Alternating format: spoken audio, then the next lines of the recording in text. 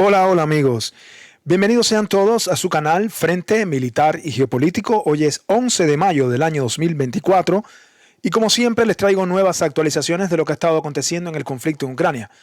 Les traigo la información de lo que está pasando directamente en el campo de batalla, pero también otros temas e informaciones muy interesantes del ámbito internacional que están relacionados directamente con todo lo que acontece en esta guerra. Antes de comenzar, quiero saludar a todas las personas que me escuchan desde cualquier parte del mundo, todas las personas que están ahora mismo viendo este video.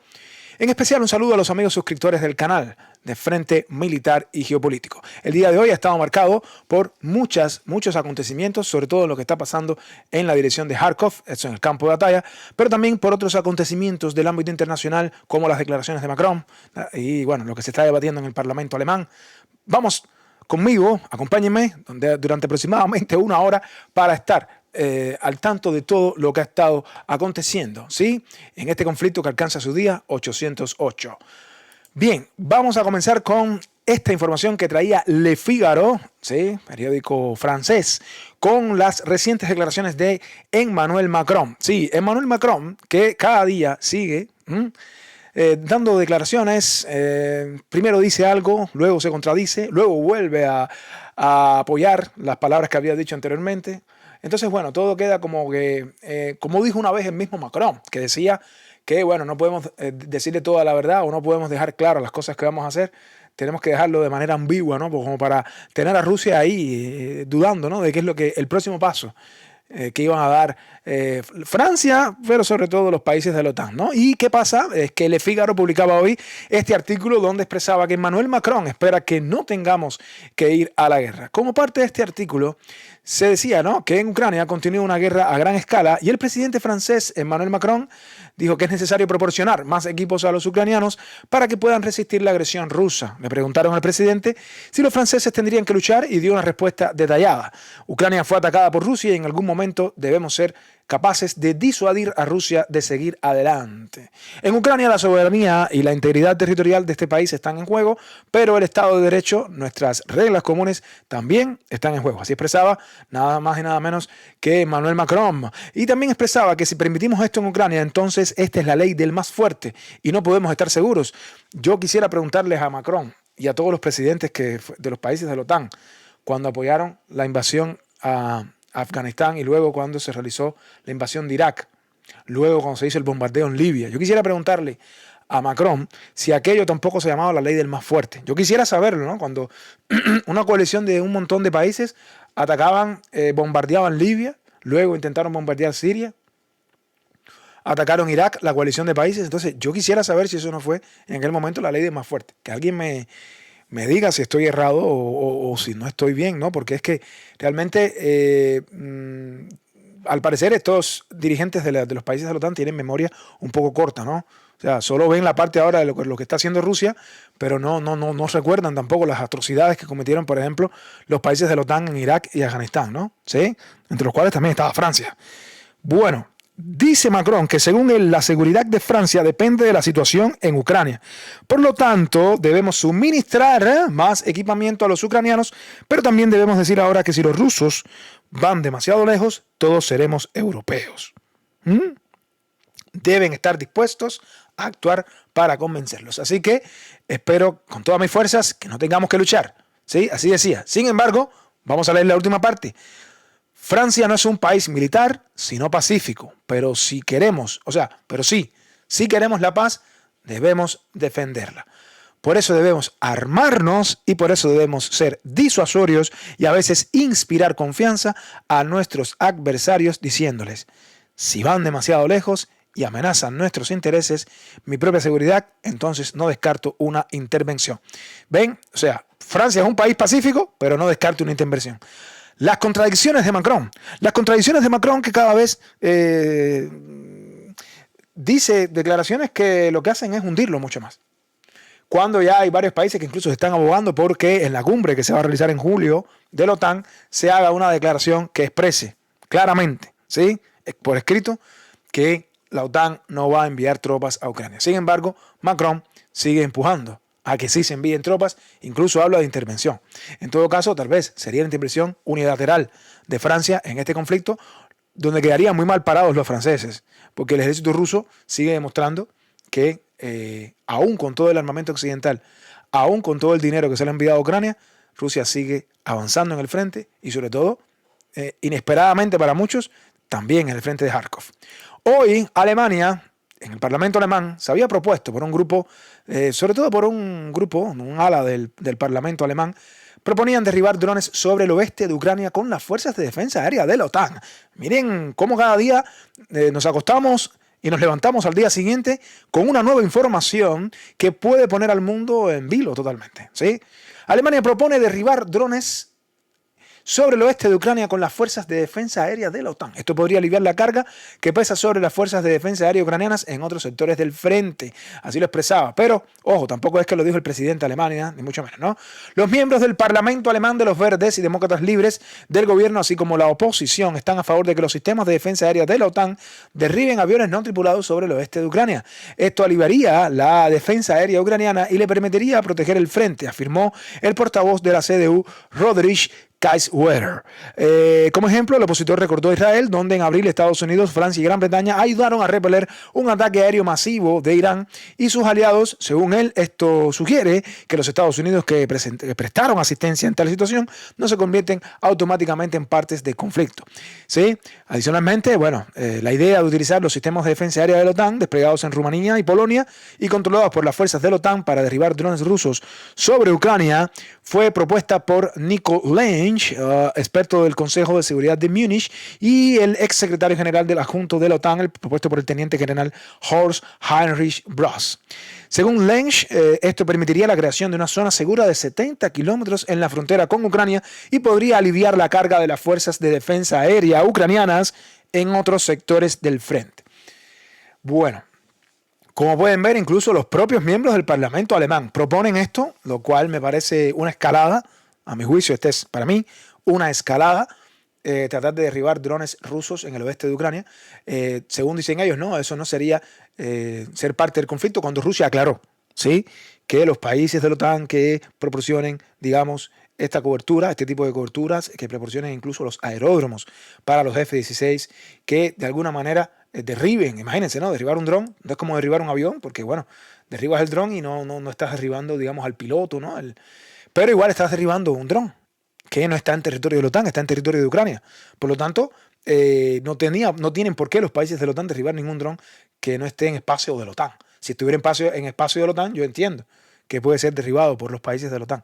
Pero si no está en el cielo de la OTAN, está en el cielo de Ucrania, y Ucrania no forma parte de la OTAN, no tienen por qué derribar ningún dron. Así que para mí esto sería una total escalada, aunque bueno, solo se planteó en el Parlamento alemán. No es que se ha planteado como una medida dentro de la OTAN, ¿sí? Pero cada vez más, viendo los desastres que están ocurriendo en Ucrania, sobre todo los desastres desde el punto de vista del ejército ucraniano, me refiero al desastre del ejército ucraniano, la Unión Europea ha acordado un proyecto para ofrecer garantías de seguridad a Ucrania, así decía este periódico alemán, Welt am Sonntag. Se está discutiendo este proyecto con Kiev, ¿no? Los embajadores de los 27 países de la Unión Europea acordaron recientemente un texto de 11 páginas que se designa como confidencial. Bruselas tiene la intención de ofrecer garantías a más tardar a principios de julio. Apenas estamos en mayo, o sea, prácticamente en julio, ¿sí? Se va a tratar de hablar de este tipo de documento donde unas supuestas garantías a Ucrania. Su efecto se extenderá hasta que Kiev se una a la Unión Europea y a la OTAN, nada más y nada menos que a la OTAN. Señala que en caso de agresión, la Unión Europea y Ucrania tienen la intención de celebrar consultas en un plazo de 24 horas sobre las necesidades de Ucrania. Así, Bruselas descartó la intervención de fuerzas europeas en el conflicto de Ucrania, pero prometió continuar con el suministro de armas y entrenamiento de personal militar, proporcionar asistencia en la reforma del sector de seguridad y desminado del país, así como cooperar para contrarrestar amenazas híbridas y ciberataques. ¿Sí?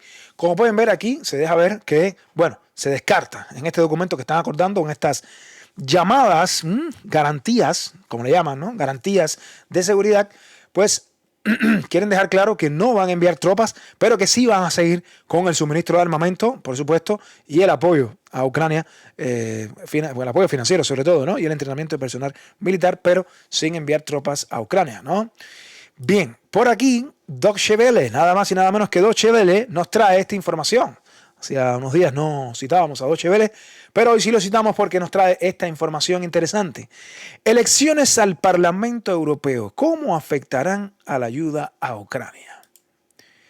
Queda un mes para las elecciones en el Parlamento Europeo, así que los amigos que me ven desde Europa, queda un mes para las elecciones del Parlamento Europeo, que tendrán lugar del 6 al 9 de junio. A partir de sus resultados, se formará un panorama de fuerzas políticas que durante los próximos 5 años influirán no solo en la política interior, sino también en la política exterior de la Unión Europea, en particular en el apoyo a Ucrania. Así escribe Deutsche Welle, ¿no?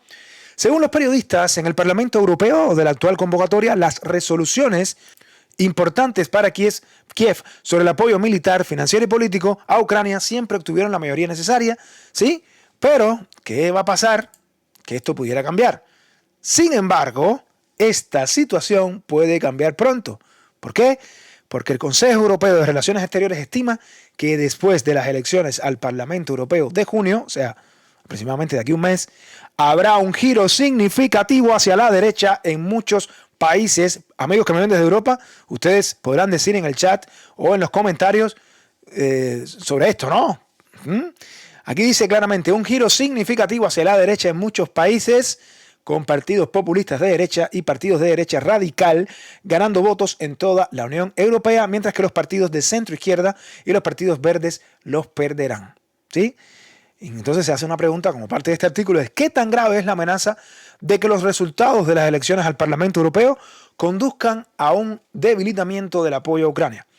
Esta amenaza es grande, admitía en este caso Nathalie Toshi, directora del Instituto de Relaciones Internacionales de Roma, y explicó que es más probable que los partidos de derecha presten atención a la política interna, aprecien abierta o encubiertamente simpatías pro-Kremlin, y menos que admiren la lucha en Ucrania por la libertad y la democracia. ¿Qué les parece? ¿Qué les parece? Bueno, finalizaba este artículo diciendo que estos políticos no están muy interesados en buscar compromisos dentro de la Unión Europea, lo que obstaculiza su capacidad para tomar decisiones sobre cuestiones clave como las sanciones, por ejemplo, ¿no? La defensa o la ampliación, que son decisivas para la lucha de Ucrania por la supervivencia y la libertad. ¿Sí? Entonces, bueno, terminaba diciendo Toshi que, bueno, los resultados de estos partidos en las elecciones de junio, pues plantearían serios riesgos. Así afirmaba Toshi, ¿no? Que es en este caso la directora del Instituto de Relaciones Internacionales de Roma, de Relaciones Internacionales de Roma. Como pueden ver, no, podría complicarse aún más. Saben que también en los Estados Unidos es posible que con el presidente Donald Trump, si bien no se corte la ayuda completamente, puede que esta ayuda a Ucrania disminuya. Algunos países ya en Europa, algunos partidos ya en Europa comienzan a hacer más fuerza sobre esta ayuda infinita a Ucrania que recae directamente sobre los hombros del contribuyente europeo, de los contribuyentes europeos, ¿sí? Bien, hoy el Reino Unido, ¿sí? El Ministerio de Defensa británico anunció la transferencia del mayor paquete de ayuda de la historia a Ucrania. Sí, amigos, sí. Para todo aquel que piense que la OTAN no está en esto hasta el último ucraniano. Gran Bretaña, más dinero, más armas. Anunció el mayor paquete de ayuda de la historia a Ucrania, ¿no? El importe de la financiación es de 500 millones de libras esterlinas. El presidente de Ucrania, Vladimir Zelensky, señala, todavía antes de ese particular, el Reino Unido está proporcionando a Ucrania el mayor paquete de ayuda militar de la historia, así lo informaba el Ministerio de Defensa del país en la red social X. Junto con 500 millones de libras esterlinas, que es esto que vemos aquí, en financiación militar, el Reino Unido está proporcionando equipo vital. Habla de 4 millones de municiones, más de 1.600 misiles, 400 vehículos, incluidos 160 vehículos Husky, decía el comunicado. Anteriormente, el primer ministro británico, Rishi Sunak, anunció que Ucrania recibiría 500 millones de libras esterlinas en la financiación militar adicional del Reino Unido, y el presidente de Ucrania, con el secretario de Estado de Asuntos Exteriores de la Commonwealth, pues David Cameron agradeció la iniciativa. Es decir, bueno, el Reino Unido está en esto hasta el final, va a proteger Ucrania, o por lo menos va a intentar proteger Ucrania, enviándole armas y dinero hasta el último ucraniano, esto lo sabemos. Sin embargo, o sea, aun cuando el Reino Unido y muchos de los países de la OTAN, como Estados Unidos, Alemania, Polonia, envían totalmente, armas a Ucrania hasta incluso vaciar sus propios arsenales, sus propios almacenes de armas. Hay otros países que tal vez no son tan rápidos y de eso se está quejando Zelensky. Zelensky se queja. Zelensky hizo una declaración importante sobre el suministro de armas a Ucrania. Esto lo dice la agencia de noticias Unión. ¿Sí? Dice Zelensky que solo ayudan las armas traídas y no las declaradas.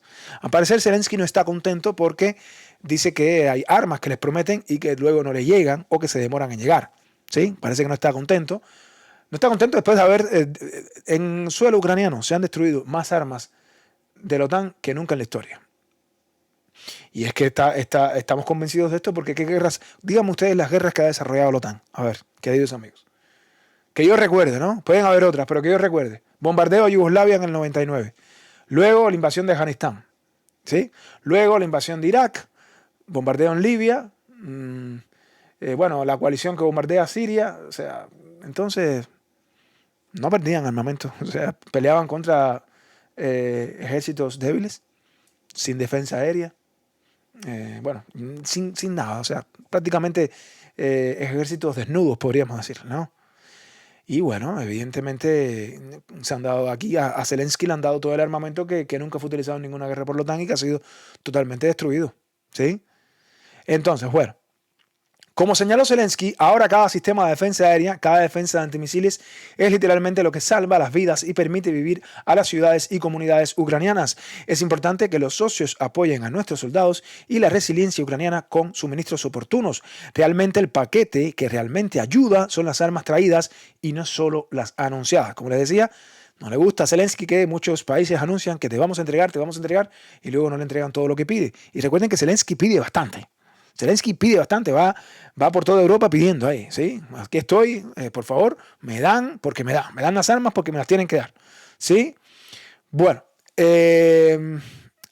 además de esto, hoy ya en Ucrania, para finalizar con esta información, se hablaba o se empieza a hablar menos de la idea de devolver a Ucrania a las fronteras de 1991, ¿sí? La idea de volver a Ucrania a las fronteras de 1991 se puede implementar durante décadas y no necesariamente durante nuestra vida. O sea, esto decía una diputada del pueblo ucraniano.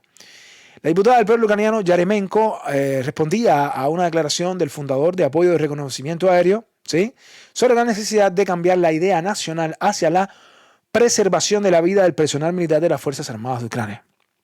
Berlinskaya añadió que con esas fuerzas y medios hoy no es realista alcanzar las fronteras de 1991, sobre todo considerando que Zelensky, este señor que vemos aquí, ¿sí?, había dicho que con la contraofensiva del año 2023, donde emplearon mucho armamento occidental que fue destruido, que fue quemado, que fue incinerado, ¿sí?, mucho armamento occidental en esa fatídica contraofensiva, pues considera que, bueno, él consideraba, ¿no?, que iban a alcanzar las fronteras de 1991, que iban a recuperar Crimea, y bueno, todo fue un fiasco, y luego, después de todo ese fiasco, después de todo ese fracaso, las voces en Ucrania comienzan entonces a darse cuenta, ¿no?, que es imposible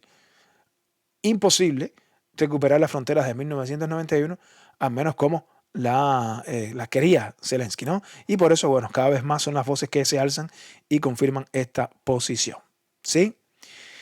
Y bien, amigos, eso es todo en cuanto a la parte internacional. Ya nos vamos hacia el campo de batalla, que sé que están esperando por las actualizaciones que tenemos. Tranquilos, tenemos muchas actualizaciones, pero antes de irnos al campo de batalla, no olviden dejar su like, no olviden comentar en la caja de comentarios. Es muy importante para que nuestro canal le llegue a muchas más personas, ¿sí? Si no te has suscrito y te gusta nuestro contenido, pues te invito a que te suscribas, ¿sí? Suscríbete al canal. De esta manera te estarían llegando las notificaciones de los videos que subimos diariamente, ¿sí?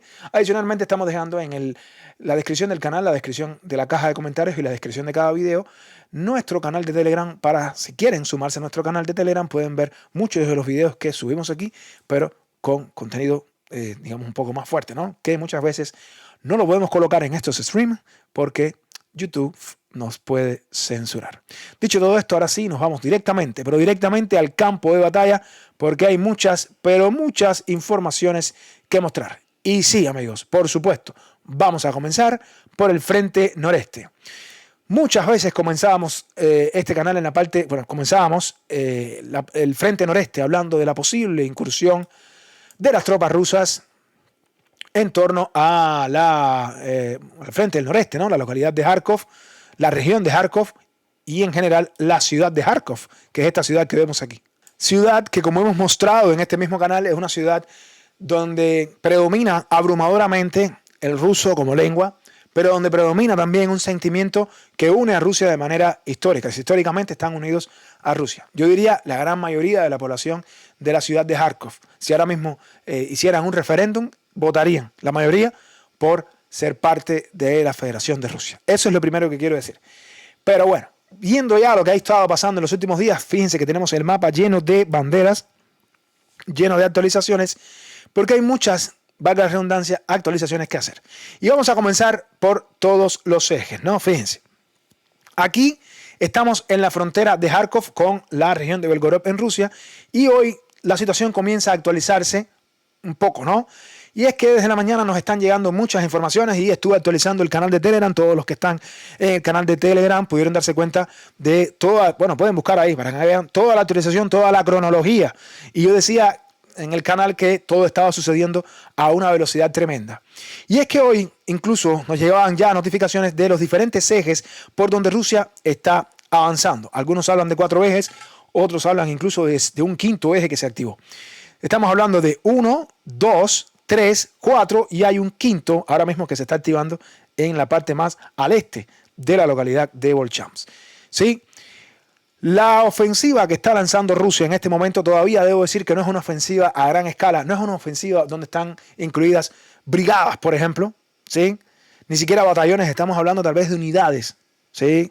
Estas maniobras tácticas con unidades, con pelotones, pero no llegamos todavía a decir que son brigadas completas aquí. Lo que sí es cierto es que con lo que les voy a explicar ahora y toda la geolocalización y los mapas que tenemos, ustedes se van a dar cuenta que los ejes principales para Rusia es tratar de avanzar hacia Lipsy y también hacia Volchamsk, que está aquí un poco más al este. Lipsy y Volchamsk serían los primeros avances y luego tratar de conectar, como pueden ver, ahora mismo hay varios ejes que ahora los vamos a estar mostrando y todos estos ejes en algún momento van a tratar de conectarse. Vamos a comenzar más al oeste. Comenzamos por la localidad de Hotivka, ¿no? Hotivka, Kudivka, sí. En esta región de aquí, en horas de la mañana ya nos llegaba información de que las tropas rusas habían abierto un nuevo frente que no estaba abierto ayer y lo abrieron por esta zona de aquí y lograron incluso avanzar y capturar la localidad de Hotivka, como bien se ve ahí en inglés, pero es simplemente lo que está diciendo es control ruso de la localidad de Hotivka que aparece en este comunicado que lo expresan diversos medios rusos.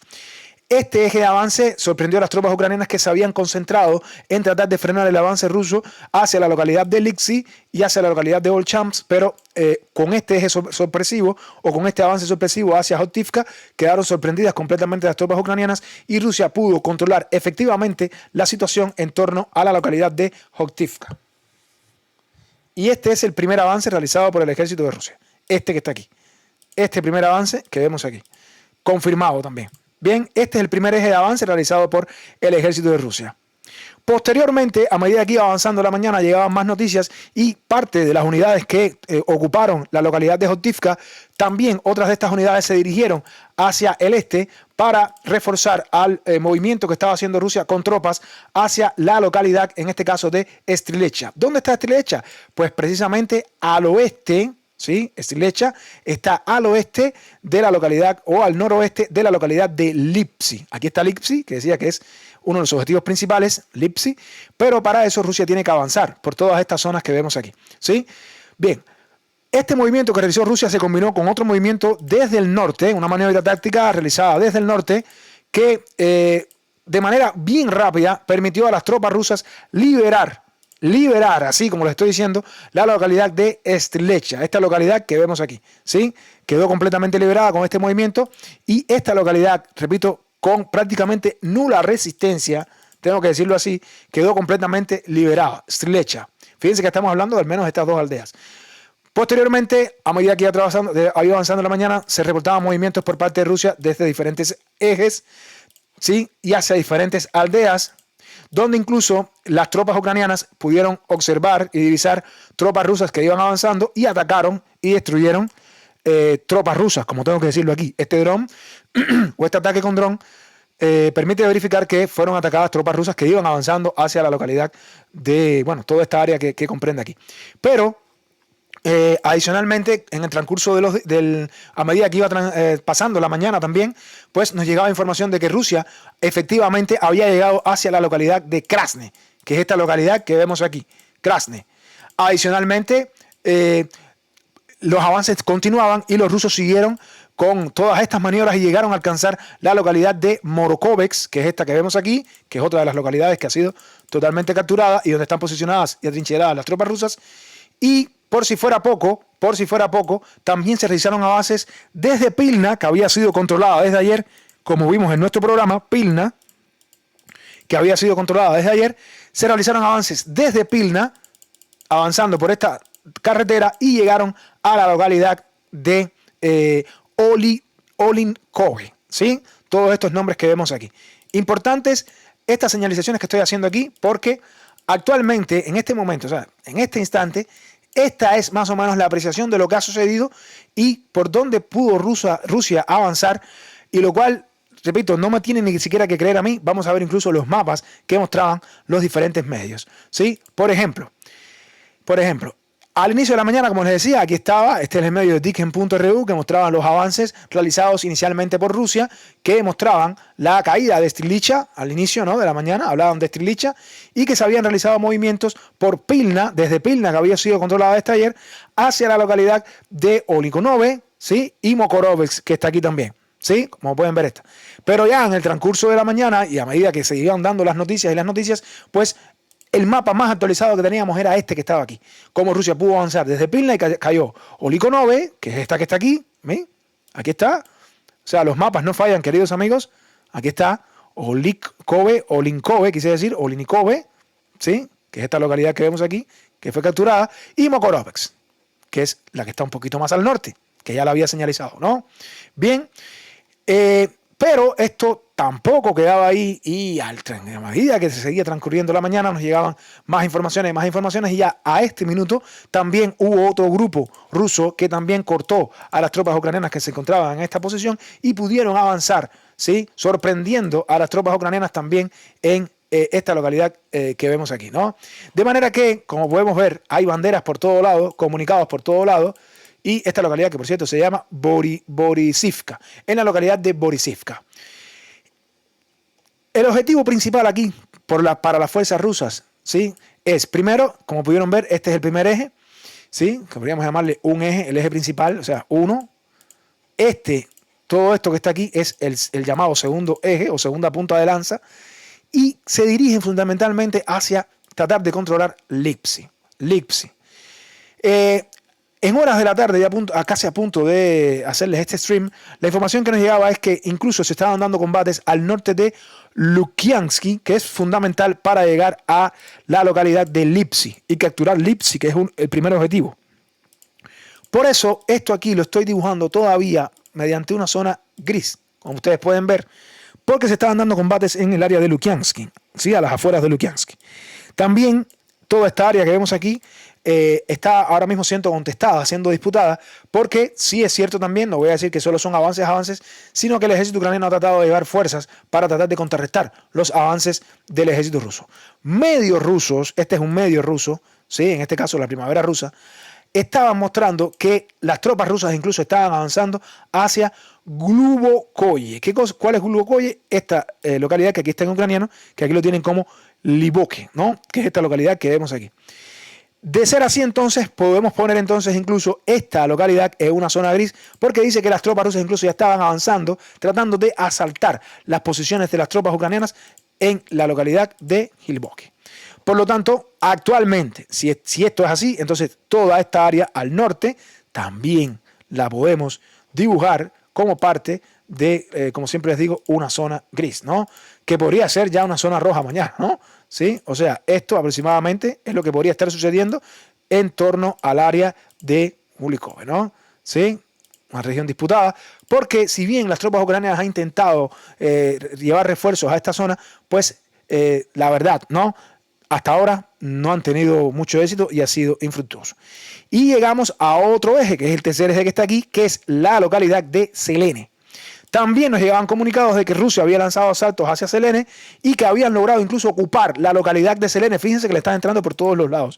Tienen al ejército ucraniano totalmente desvirtuado, totalmente, digamos, no saben por dónde van el ejército ruso, los tienen totalmente desconcertados. Y aquí, en esta localidad, pues la información también confirmaba que las tropas rusas habían logrado capturar Selene. Esto no solamente es porque lo dice el ejército, o sea, lo estoy diciendo yo aquí, sino que incluso mapas como el mapa de Surian Maps mostraban estos ejes que yo les estoy mostrando. Aquí está Selene y aquí están los otros ejes que yo les mostraba hacia la localidad de Lipsi, y como pueden ver, que este es le llamaban el primer eje y el segundo es Selene, y aquí los movimientos que están haciendo precisamente las tropas ucranianas para tratar de repeler a las tropas rusas, ¿no? Aquí está Selene, como pueden ver, ¿sí? Y esta es más o menos la fotografía que les estoy mostrando aquí.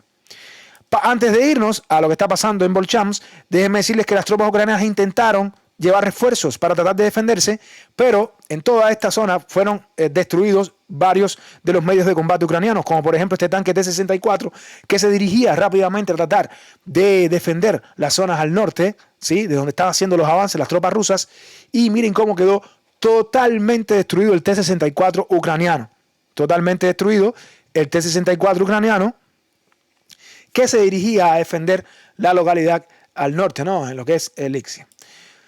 ¿Sí? Posteriormente también nos llegaban imágenes de cómo sistemas de artillería también eran atacados. Ucrania intentaba llevar este sistema de artillería bien conocido por ustedes y por mí, que fue destruido también, pero en este caso fue destruido por un Lancet. Es decir, Ucrania no se cruzó de brazos, pero hasta ahora todos los intentos, al menos de tratar de contrarrestar a las tropas rusas y llevando todo este tipo de armamento, no ha sido efectivo, porque precisamente Rusia ha descubierto todas estas posiciones y se ha dado la tarea de destruir todos estos medios ucranianos. Como pueden ver aquí, fue destruido totalmente. Ahí viene el Lancet.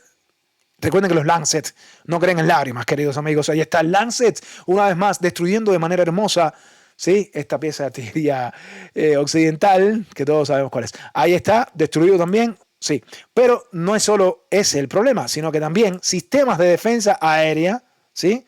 Sistemas de defensa aérea y sistemas de lanzamiento de munición múltiple fueron destruidos. Como por ejemplo este sistema MLRS, que quedó totalmente destruido, que se llevaba desde la ciudad de Kharkov hacia la localidad de Lipsi. Pero también quedó destruido porque este es el vampiro, el famoso vampiro checo, pero que el vampiro no pudo volar y fue destruido el vampiro. Y eso que fue de noche. Saben que a los vampiros no les gusta la luz del sol, ¿no? Pues no, incluso de noche fue destruido este vampiro checo, los Vampire checos, con este maravilloso, al parecer, Iskander, que no le dio oportunidad ninguna, ¿no? Quiere decir que Ucrania intentó, de cierta manera, llevar refuerzos, intentó defenderse, pero no le resultó. Aquí también vemos un sistema Buk, sistema de defensa aérea, que se iba a llevar a la zona, porque saben que Rusia está bombardeando con FAB y está haciendo un trabajo intenso con la aviación, y Ucrania intentaba llevar hasta la zona también sistemas de defensa aérea, pero no pudo, porque fue descubierto y fue destruido. Fue destruido, ¿sí? Sistema de defensa aérea destruido, un Buk también destruido, y esto pues crea, o realmente no sé si es un Buk, en este caso, bueno, ustedes me dirán ahí, queridos amigos, pero es un sistema de defensa aérea que fue destruido totalmente por otro Lancet. Los Lancet tuvieron un gran efecto. Este es la Rusia del 2024. Este no es el ejército ruso que entró tan pasivamente en el año 2022, tan tranquilo. No. Este es ya el ejército ruso del año 2024. Las cosas han cambiado, amigos. ¿Sí? Ya Rusia tiene cientos de Lancet, miles de Lancet que no creen en lágrimas y destruyen todo tipo de armamento, munición merodeadora exitosísima. Los Lancet que no ha dado tregua y ha destruido a las tropas ucranianas o a los intentos de redesplegar tropas aquí. Pero ojo, porque esta es la parte más importante del video. Todo esto estuvo pasando en el eje, como le comentaba, el eje que va hacia la localidad de Lipsi, ¿sí? Un eje donde se habla de este eje que está aquí, que va hacia la localidad de Lipsi, que podría ser uno de los más importantes, y también el eje que va desde Selene, ¿no? Incluso otros hablaban del eje que comenzó por Hotivka, que es este eje que vemos aquí también, ¿no? Algunos hablan de 5 ejes, otros hablan de 4. Pero bueno, para mí este eje y este es el mismo, ¿no? Para mí estos tres serían un mismo eje. Lo más importante es que este es el objetivo de Rusia. ¿Cuál es? Para culminar con esta primera parte, tratar de avanzar por estos flancos y en algún sentido, ¿sí?, hacer una pinza en torno a quién, a Lipsi, tratar de cercar Lipsi en esta maniobra de pinza. Pero esto no fue todo, y a medida que transcurría el día nos llegaban muchas y muchas informaciones, muchas informaciones, y Rusia también nos llevaban confirmaciones de avances por parte del ejército ruso, tanto al oeste de la localidad de Volchamsk, al norte de Volchamsk y al este de Volchamsk. Porque Volchamsk estuvo también en una situación bastante difícil en todo el día de hoy, ¿no? Y eso, por supuesto, lo vamos a estar mostrando aquí. Al inicio de la mañana de hoy, ¿no?, cuando les empezaba a transmitir por Telegram y les mostraba las informaciones, la información que teníamos, no tanto esta de Surya Maps, sino la cronología aproximadamente, era que Rusia había alcanzado primero la localidad de Uroksovo o Urokskovo, bueno, no sé pronunciarlo bien, en torno a Volchamsk.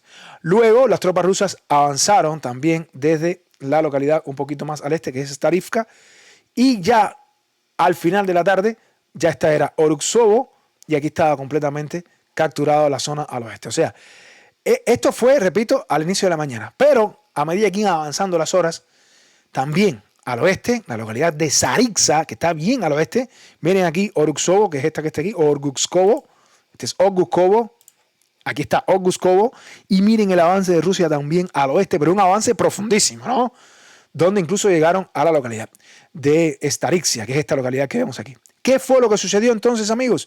Lo siguiente, las tropas rusas empezaron a presionar también ya en torno a Volchamsk, ¿sí? Aquí está Volchamsk, y en torno a Volchamsk ya entonces la presión fue un poquito más fuerte porque el área ocupada fue incluso mayor, ¿sí? Los rusos comenzaron a presionar desde, como les decía, la localidad de Urgutskovo, que es esta que está aquí, ¿sí? Comenzaron a presionar en este eje desde el norte, pero también al este, en Pletenivka, haciendo estas dos maniobras.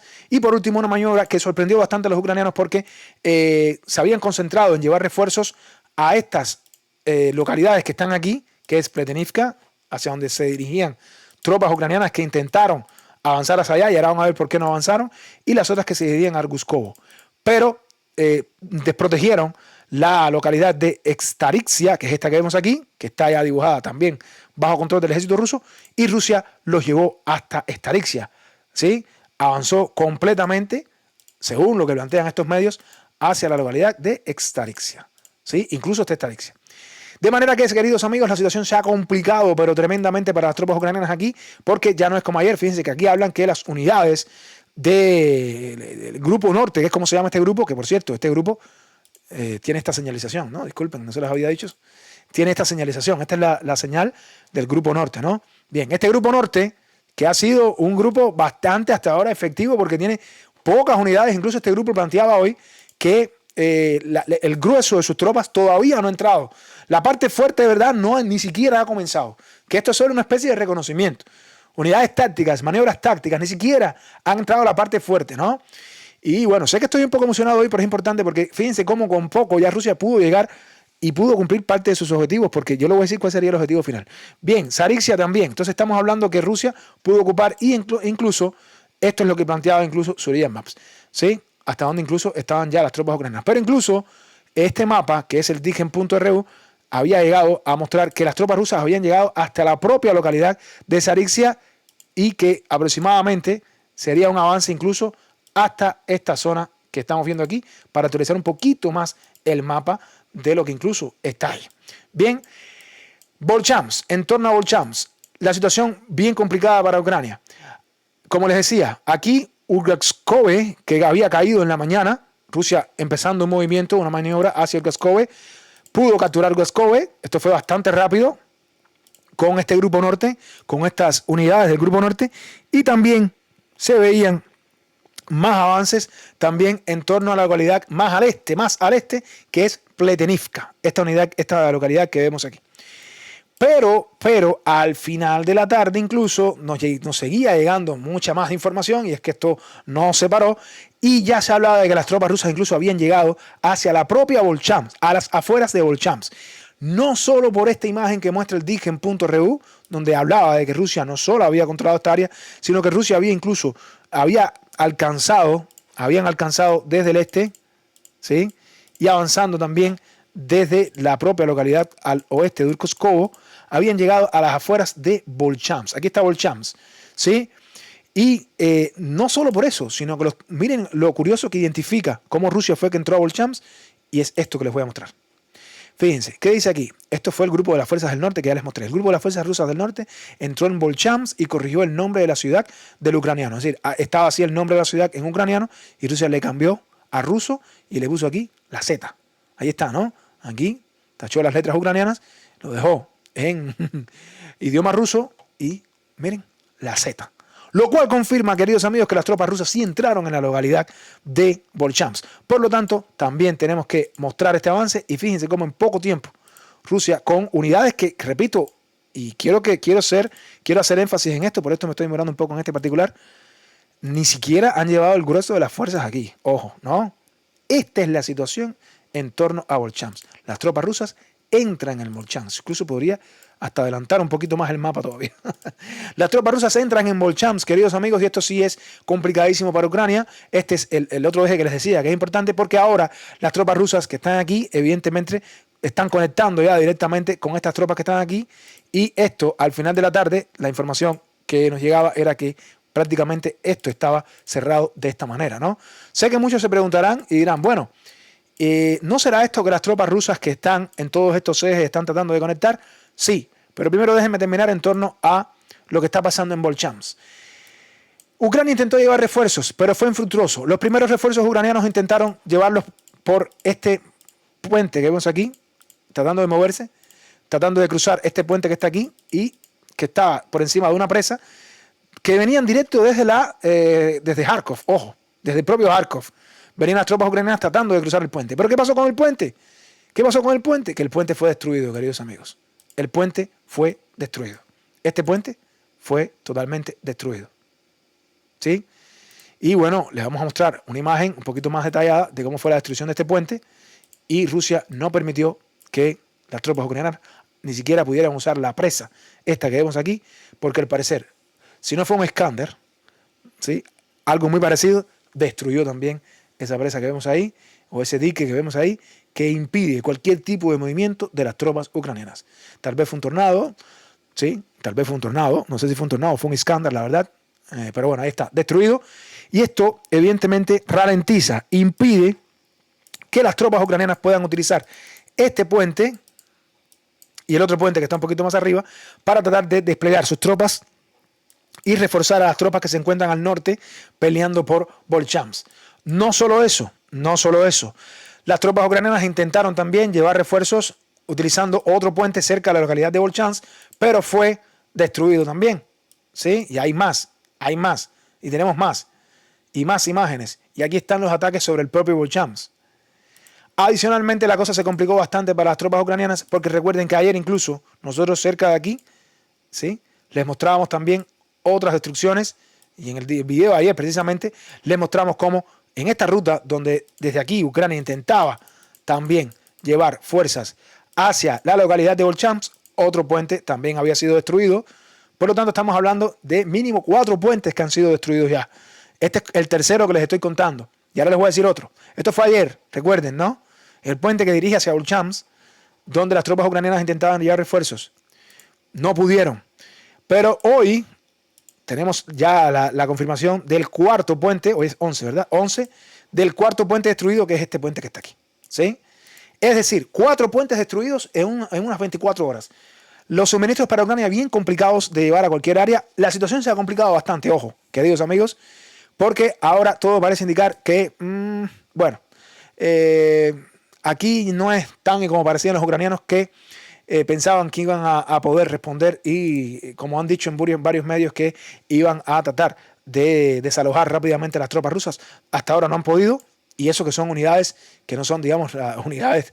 No estamos hablando ni siquiera de batallones, ¿no? Bien, la situación se complica mucho más porque también nos llegaba información de lo que está pasando en Sivini. ¿Dónde está Sivini? Todavía más al este de Volchamsk. ¿Dónde está Sivini? Aquí. Las tropas rusas llegaron hasta la cocina en Sivini, llegaron y avanzaron hasta la propia cocina en Sivini. Aquí lo podemos ver, ¿sí? Este fue el avance que vinieron desde aquí Y la situación ahora de verdad está bien complicada para Ucrania, porque de ser así, entonces estamos hablando de esta otra área donde Rusia ahora mismo acaba de establecer el control. Estamos hablando de Sibine. Esto fue justo hace minutos, ¿no? Sibine también bajo control del ejército ruso. Tienen locos a los soldados ucranianos. Los tienen locos, los tienen de verdad desorientados. Aquí Rusia, por supuesto, tiene idea de hacer una pinza en Liksi, pero también Rusia, por supuesto, está con el objetivo. Este otro grupo que está en torno a Volchamsk están tratando de hacer una maniobra clásica del ejército ruso, que es tratar de cerrar una pinza también en torno a quién, a Volchamsk. Es un poquito difícil, no lo voy a decir, pero Rusia está tratando de hacer la típica maniobra para moverse por los flancos y tratar de cercar Volchamsk. ¿Sí? Volchamsk, que sería el primer punto importante o primera ciudad importante que va a caer, queridos amigos. Estoy seguro que va a caer en los próximos días porque ya Rusia entró. Rusia está en Volchamsk, mis queridos amigos. ¿Sí? Y ya Rusia sigue bombardeando cada vez más las posiciones ucranianas aquí adentro. Todos se preguntarán, bueno, ¿y existe alguna posibilidad de que todo este eje se conecte? Pues sí, claro que sí. Precisamente por esto, porque al estirar el frente de esta manera, Ucrania tiene que desviar recursos para diferentes áreas. Como ustedes pudieron ver, Ucrania tiene que moverse para acá, tiene que moverse hacia otras zonas, ¿sí? Y esto evidentemente provoca que el ejército de Rusia tenga ese control de fuego y pueda estar destruyendo las tropas ucranianas en toda esta localidad. Sé que me he extendido un poquito en toda esta parte, ¿no? Pero es importante y creo que era importante de que todos supieran que el objetivo de Rusia es que todas estas tropas o todo este eje conecte de alguna manera, ¿sí? Y sería el primer paso de la zona de amortiguamiento, ¿no? ¿Sí? Esta sería la idea, mis queridos amigos. Espero que les haya servido toda esta explicación. Hay muchos soldados ucranianos capturados, muchas tropas destruidas. Entonces es importante todo esto lo que está sucediendo aquí, porque, repito, todavía el Grupo Norte no ha llevado de verdad la situación hasta el límite. Y aquí está la entrada a Volchamsk, ¿sí? En ruso. Rusia ya cambió el nombre a ruso. El nombre de la localidad, ¿sí? Por supuesto, bueno, repito, ya Ucrania estaba intentando, pero ya vimos la destrucción de puentes y bueno, esta es a día de hoy, estas tropas en algún momento, las tropas rusas, podrán conectar todas y podrán formar un eje donde se conectaría cada uno de estos ejes para hacer un único frente común, ¿no? Que se vería aproximadamente así. Bueno, de toda esta información de Kharkov, que es muy importante, cuidado porque se habla ya incluso de que Rusia podría estar lanzando operaciones hacia Sumy. Cuidado Ucrania, porque esto no es todo. Los tienen desorientados, el ejército ruso tiene totalmente desorientado al ejército ucraniano y se mencionaba ya incluso de que Rusia podría estar creando situaciones donde el ejército ucraniano iba a tener que moverse también hacia lo que está pasando en Sumy, porque puede que se realice en las próximas horas también una incursión, no se sorprendan, de Rusia hacia Sumy. No porque lo diga yo, sino porque lo dicen los propios medios, ¿sí? Lo dicen los propios medios. Y bueno, aquí nos llegaba esto, ¿sí? Donde se hablaba de que incluso Rusia había concentrado más de 8.000 tropas en Sumy y que podría lanzarse un movimiento hacia Sumy en cualquier momento. En cualquier momento, así que no se sorprendan si mañana nos despertamos, ¿no? Y tengo que hacerles un video hablándoles de Sumy, ¿no? Bien, de aquí nos vamos a mover un poquito más al sur. La situación está bien complicada para Ucrania. Vamos a tratar de avanzar un poquito más en el mapa y las informaciones que tenemos. Pues se hablaba en torno al sur de la localidad de Stelmanivka, donde hace un tiempo Rusia pudo ocupar estas posiciones. Hoy nos llegaba información de que Rusia, y esto lo decía el propio Deep State Map, había comenzado también a realizar avances un poco más en profundidad en torno a Lozova. Estamos hablando de que Stelmanivka todavía no ha sido capturada, pero que Rusia había controlado posiciones al norte de esta localidad y hoy incluso el propio mapa del Deep State Map, mapa ucraniano, hablaba incluso de un avance de Rusia en torno a la localidad de Stelmanivka, lo cual también complica un poco las tropas ucranianas que están cerca de Tabaivka, ¿no? Que es un único eje, el eje de Kromalne, Tabaivka y Stelmanivka. Situación complicada una vez más para las tropas ucranianas en torno a esta localidad. De aquí, bueno, repito, no hay mucha información en torno a Bilohorivka, pero de aquí entonces nos vamos a mover a lo que está sucediendo. ¿Dónde? En Chasiv Yar. Bueno, no hay avances, digamos, significativos, pero sí hay avances importantes, digamos, a llamarle pequeños avances. Y vamos a guiarnos precisamente por lo que nos dicen diversos mapas. Vamos a comenzar por lo que dice, en este caso, vamos por Surian Maps. Estamos aquí con Surian Maps y después de bastante tiempo, donde en un momento inicial Rusia había controlado los edificios de gran altura y no había podido moverse más, Rusia concentró sus esfuerzos en tratar de moverse por estos edificios que vemos aquí, ¿sí? Hacia esta zona que vemos aquí, tratando de moverse por la zona más al norte, bordeando la vía férrea, ¿sí? Toda esta zona que estamos observando. Y hoy ya se confirmaron los primeros avances por parte del ejército ruso dentro de la zona residencial. Esto también lo confirmaba el Diken.ru, que mostraba este pequeño avance por parte del ejército ruso en la zona residencial, más bien al norte, ¿no? Entonces, bueno, dicho esto, vamos también nosotros a actualizar el mapa en torno a Chasiv Yar. Al parecer, las tropas rusas, luego de lanzar asaltos, ¿no? Y que haber ablandado bastante esta zona, pues se lanzaron al ataque y pudieron ocupar posiciones y, bueno, al parecer se están atrincherando. Posteriormente también siguieron con sus ataques con drones FPV a la parte este del microdistrito de Canal, como pueden ver ahí, ¿sí? Y ahí están, como siempre, la grande brigada, la BDB 98, grande la BDB, de paracaidistas 98. Ahí está también descubriendo esta posición ucraniana. Bueno, está un poco, tengo que apurar un poquito. Ya, ahí está, este carro de combate. Y ven cómo las tropas se están desembarcando y cómo son atacadas por los drones FPV. Recuerden que no puedo poner todos los videos, ¿no? También un mortero ucraniano fue destruido al oeste de Chasiv Yar. Créanme que lo que está pasando en Kharkov tiene una gran repercusión en Chasiv Yar. Créanme. Ya hoy incluso habían generales ucranianos que comenzaron a decir que no era tan importante Chasiv Yar. Por algo lo dicen, queridos amigos. Ucrania no dice eso por gusto, no lo dice en vano. Ya dicen que no es tan importante Chasiv Yar, que no es tan estratégico. Ya comenzaron a decirlo sin ni siquiera Rusia lanzar el asalto todavía a Chasiv Yar de verdad. Es porque saben que tienen que desplegar tropas. Muchas de estas tropas se van a tener que ir a tapar el hueco, el agujero que hay ahora mismo en Kharkov. ¿Sí? Porque lo que está pasando en Kharkov complica bastante a las tropas ucranianas. Bien, bueno, también más al oeste, otro Lancet que está haciendo gala en esta guerra, está luciéndose los Lancets, se están luciendo los Lancets. Se están luciendo los Lancets aquí en esta guerra, están haciendo de todo lo que quieren contra las tropas ucranianas, destruyen morteros, destruyen tanques de guerra, destruyen blindados, destruyen Abrams, Leopard, T-64, T-72. No, los Lancet han hecho un gran estrago y han destruido todo el armamento occidental, pero con creces. Y esto fue bien al oeste de Chasiv Yar. Entonces, para concluir con esta primera parte, en torno a Chasiv Yar, Rusia avanzó y capturó edificios importantes al norte del microdistrito de Canal. Y el otro avance importante por parte de Rusia se da al sur. Sí, al sur del microdistrito, bordeando toda esta carretera que vemos aquí. Rusia llegó y capturó toda esta área que vemos aquí, que es la que tenemos actualizada.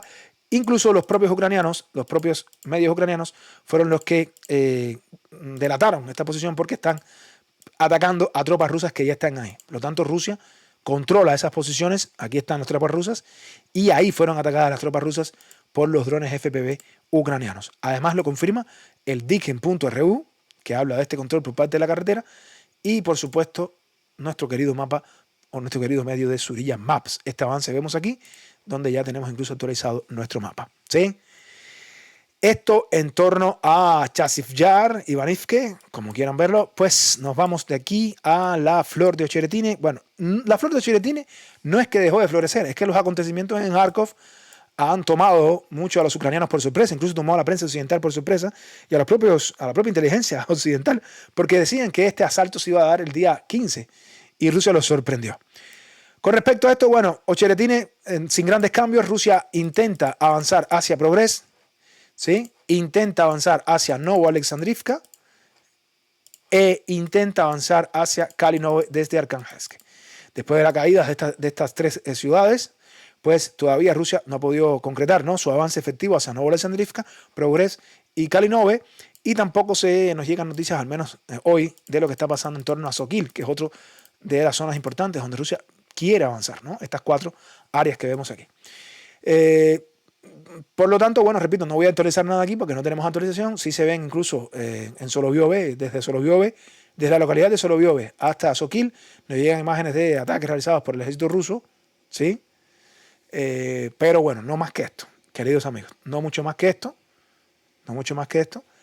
es la realidad, sin poder concretar ningún tipo de control todavía. Las tropas ucranianas se encuentran muy bien resguardadas aquí en Sokil, hay que decirlo, muy bien resguardadas.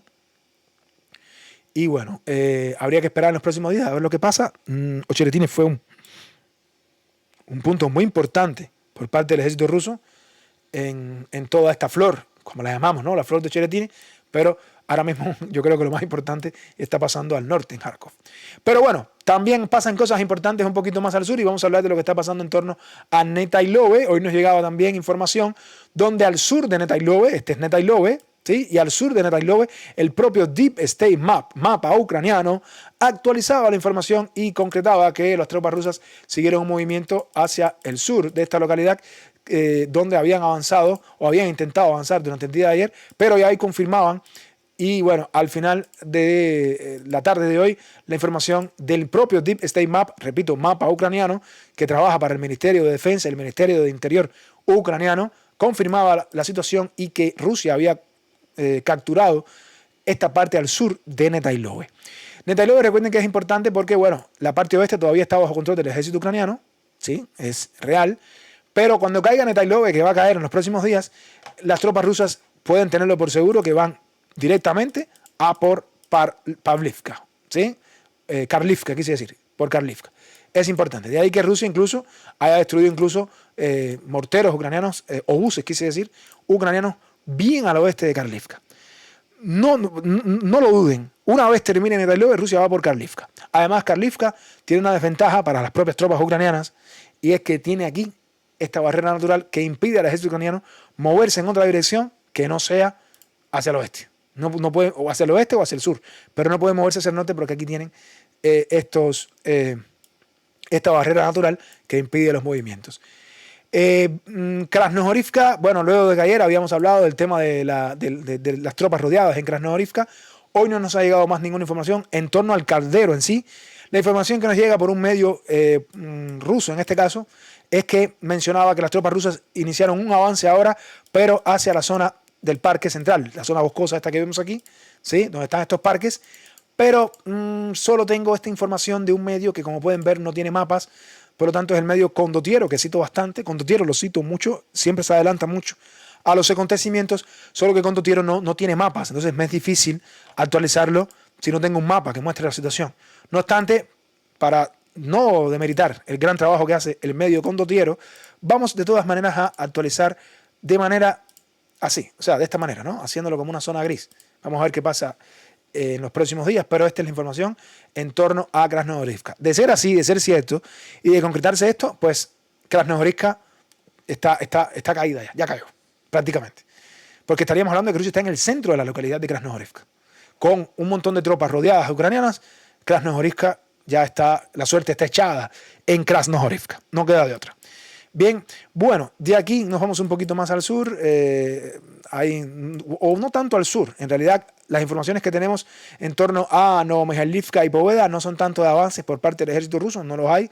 En realidad, más bien se habla de otro tanque Leopard destruido, otro más bien es lo que les traigo con esta muestra, ¿no? Con esta información. Otro tanque Leopard destruido, otro más y más, ¿sí? Y bueno, la verdad es que mucha mala suerte para las tropas ucranianas aquí, la verdad. Siguen llevando tanques occidentales, siguen siendo destruidos, no entiendo hasta cuándo. Y bueno, también tenemos información de otro bus destruido. Es decir, toda esta zona, Rusia ha estado atacando constantemente, ya sea con Lancet, artillería, Tornado, y han destruido todas estas armas de artillería, también obuses y sobre todo los tanques. Han destruido otro tanque Leopard. Yo creo que desde la Segunda Guerra Mundial no se destruían tantos tanques alemanes. ¿Qué me pueden decir ustedes, amigos? Digo yo, no sé, que yo recuerde, ¿no? ¿En qué otra guerra se han destruido tantos tanques alemanes después de la Segunda Guerra Mundial al menos? ¿Me pueden recordar alguna? Bueno, no sé, me dirán ahí ustedes en el chat. Pero creo que después de la Segunda Guerra Mundial, donde se destruían los Panzer, los Tiger, yo creo que los Leopard han sido los tanques alemanes más destruidos después de eso. Bueno, nos vamos a mover un poquito más al sur, pero no tanto al sur, sino más bien al suroeste, porque nos llega también información de lo que ha estado sucediendo en torno a Zaporizhia. Fíjense, queridos amigos, en Zaporizhia sucedió algo muy interesante, bien al norte de Zaporizhia, y es que Ucrania tenía aquí 3 helicópteros. Aquí los tenemos, 1, 2, 3, ahora lo van a ver mejor, no se preocupen. 2 Mi-24 y un Mi-8. Y esos 3 helicópteros fueron destruidos. ¿sí? Ucrania, que no tiene muchos, pero se da el lujo de perder helicópteros, aviones, se da el lujo de perder sistemas de defensa aérea, y luego viene Kuleva y empieza a presionar a los países occidentales. Tienen que darme armas, tienen que darme Patriot, pero entonces yo me imagino que los países occidentales le dicen, bueno, Kuleva, pero te damos Patriot y después los pierdes en los ataques. O sea, te damos 7 Patriot y luego en un mes solo te quedan 3, porque no proteges bien los Patriots. Entonces, bueno, es como el niño que le dan el juguete y entonces después quiere más. ¿Sí? O le dan el caramelo, le das 3 caramelos y quiere 15 caramelos. Es así mismo, Ucrania, de esta manera, ¿no? Y bueno, así pasa con los helicópteros, les han entregado helicópteros y bueno, son destruidos también los helicópteros ucranianos, ¿verdad? Pero esto no es lo único, y es que también en Zaporizhzhia nos llegaba la información de otro sistema de defensa Buk destruido, sistema de defensa aérea. Queridos amigos, otro sistema de defensa aérea, este es un Buk que también fue destruido. Saben que al norte les hablábamos del Buk que había sido destruido en Kharkov. Aquí tienen este como va tranquilo, miren qué ingenuidad, ¿no? Está este Buk, sistema de defensa aérea, entrando ahí tranquilamente, ingenuamente. No se esperaba que apenas unos minutos después un Iskander iba a reducirlo a ruinas.